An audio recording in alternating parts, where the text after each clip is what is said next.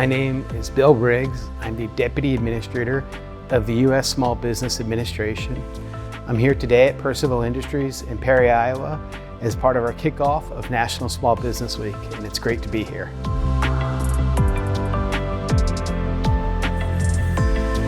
Percival represents both the manufacturing and food production sectors, and those are two important things at SBA right now, and there's no better place than here in Perry, Iowa to kick off National Small Business Week.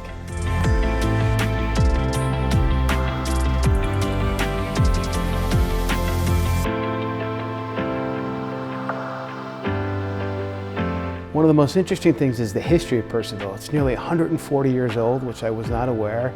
And two, it's privately held and it's going to remain that way. And I think there's a focus on doing the business right and taking care of the employees and building a quality product. And that's just something that is really important, and it's what we're all about at SBA.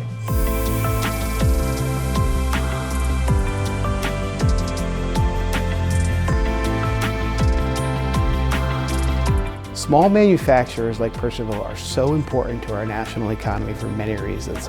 One, it's important that we make stuff here. Two, it's important that we grow our industrial jobs and our industrial manufacturing.